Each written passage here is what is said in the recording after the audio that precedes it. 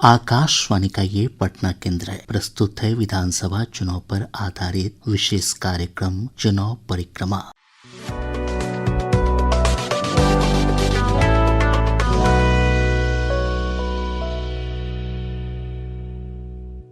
चुनाव परिक्रमा के इस संग के साथ मैं अभिषेक दास। इस संग में हम सुनेंगे विधानसभा चुनाव को लेकर प्रथम चरण की अधिसूचना के बारे में, मतदाता जागरूकता अभियान से संबंधित रिपोर्ट और चुनाव से संबंधित कई अन्य बातें।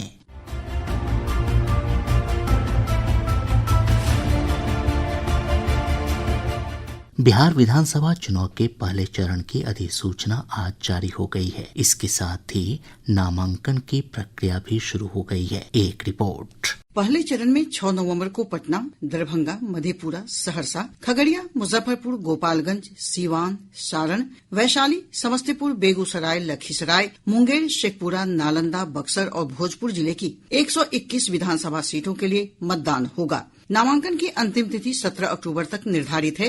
18 अक्टूबर को नामांकन पत्रों की जांच होगी। वहीं 20 अक्टूबर तक नाम वापस लिए जा सकते हैं।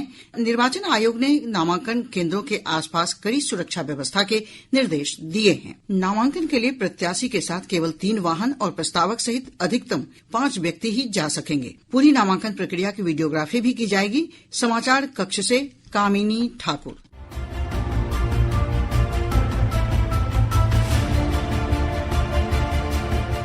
विधानसभा चुनाव में सीटों के बंटवारे को लेकर एनडीए में गतिरोध दूर होने के आसार हैं। सीटों के बंटवारे को लेकर बातचीत अंतिम दौर में पहुंच गई है। भाजपा के वरिष्ठ नेता नित्यानंद राय ने आज नई दिल्ली में लोक जनशक्ति पार्टी रामविलास के अध्यक्ष चिराग पासवान से मुलाकात की। बाद में संवाददाताओं से बातचीत में श्री पासवान ने कहा कि एनडीए में सब कुछ सकारात्मक है। की बातचीत बहुत अच्छे से, बहुत बढ़िया से, जैसा आदरणीय नित्यानंद जी ने कहा, सकारात्मक, बहुत ही सकारात्मक रूप से बातचीत हुई है, हो रही है और अभी अंतिम दौर में अब ये बातचीत पहुंच चुकी है। हर चीज को विस्तार से हम लोग चर्चा करना चाहते हैं, जो कि बहुत अच्छे से हुई है, हो रही है। भाजपा नेता नित्यानंद राय ने कहा कि बातचीत सकारात्मक माहौल में हो रही है और जल्द ही इसके नतीजे सामने आएंगे। कैबिनेट मंत्री श्री चिराग पासवान जी ने बहुत स्पष्ट शब्दों में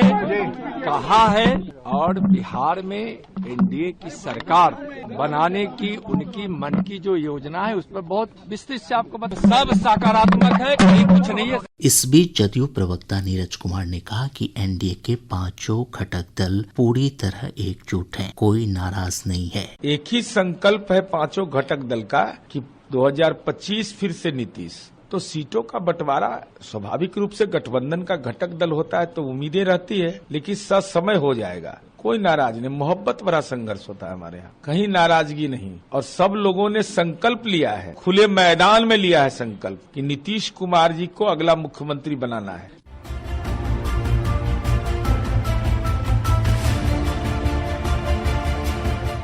हिंदुस्तानी आवाम मोर्चा के अध्यक्ष संतोष कुमार सुमन ने कहा कि वे मजबूती के साथ एनडीए में हैं। तो एनडीए से कहाँ अलग होंगे? एनडीए तो हमारी खून में है, मेरी आत्मा में है और हम नरेंद्र मोदी जी को आदर्श मानते हैं, माननीय नीतीश कुमार जी को आदर्श मानते हैं। उन्होंने बिहार को आगे बढ़ाया, बिहार को जितना सौगात दिया, गरीबों के लिए जितना वो काम कर रहे हैं और ग्राउंड पर आप जाके देखिएगा तो पूरा एनडीए में है और हम लोग एक सुनामी आने वाली है तो हम एनडीए से अलग कैसे हो जाएंगे? बिहार में विकास की जो कहानी लिखी जाएगी उसमें एक गिलहरी का भी रोल होता है, तो हम वो गिलहरी भी बनकर रहना चाहते हैं।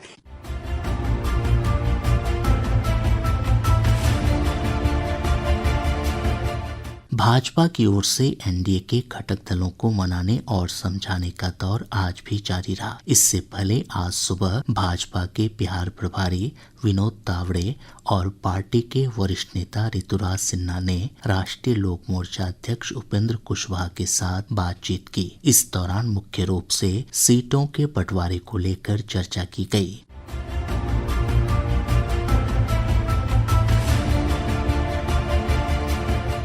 इधर आज पटना में भाजपा और जदयू नेताओं की एक बैठक भाजपा के वरिष्ठ नेता और उप मुख्यमंत्री सम्राट चौधरी के आवास पर आयोजित की गई। बैठक में जदयू के कार्यकारी अध्यक्ष संजय झा, प्रदेश अध्यक्ष उमेश कुशवाहा, वरिष्ठ नेता ललन सिंह और विजय कुमार चौधरी मौजूद थे। भाजपा के चुनाव प्रभारी धर्मेंद्र प्रधान और पार्टी के बिहार प्रभारी विनोद तावड़े भी इस बैठक में शामिल हुए। बैठक में सीटों के तालमेल को लेकर मुख्य रूप से चर्चा हुई।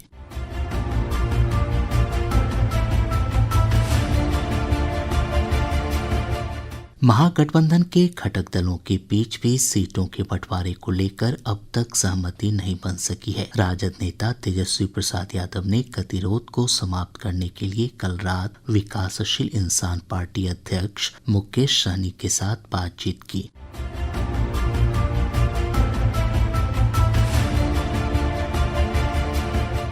सीपीआई और सीपीएम के राष्ट्रीय महासचिव भी सीट बंटवारे के मुद्दे को सुलझाने के लिए पटना में हैं।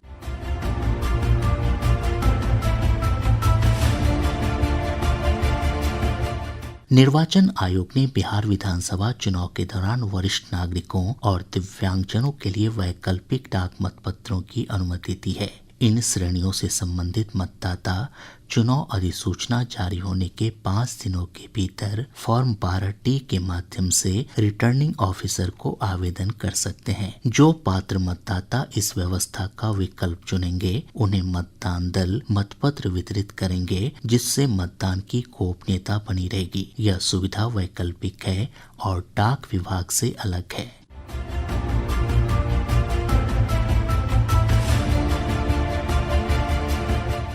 निर्वाचन आयोग ने कहा है कि मतदाता फोटो पहचान पत्र के अलावा 12 वैकल्पिक फोटो पहचान पत्रों में से कोई भी एक दिखाकर मतदाता मतदान कर सकते हैं। इसके लिए मतदाता सूची में नाम रहना अनिवार्य है। एक रिपोर्ट। निर्वाचन आयोग ने जिन 12 वैकल्पिक फोटो युक्त पहचान पत्रों की सूची जारी की है उसमें Aadhaar card, PAN card, passport, driving licence, MNREGA job card और बैंक या डाकघर द्वारा जारी फोटो युक्त पासबुक शामिल है। आयोग ने कहा कि लगभग 100% मतदाताओं को फोटो पहचान पत्र जारी कर दिए गए हैं। आयोग ने ये भी बताया कि उसने सभी मुख्य चुनाव अधिकारियों को निर्देश जारी किए हैं कि वे मतदाता सूची के अंतिम प्रकाशन के 15 दिन के भीतर नए मतदाताओं को फोटो पहचान पत्र प्रदान करना सुनिश्चित करें। समाचार कच्छ से सुरैया जबी।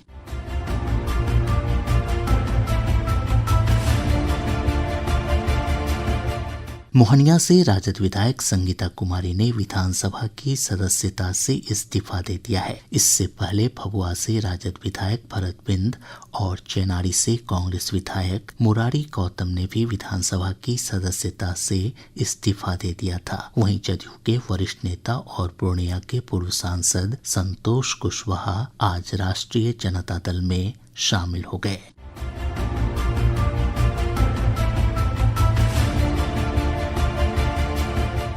इसके साथ ही चुनाव परिक्रमा का ये अंक समाप्त होता है। ये कार्यक्रम प्रतिदिन आकाशवाणी के प्रादेशिक समाचार एकांश द्वारा रात्रि 7:52 से रात्रि 8 बजे तक प्रसारित किया जाता है।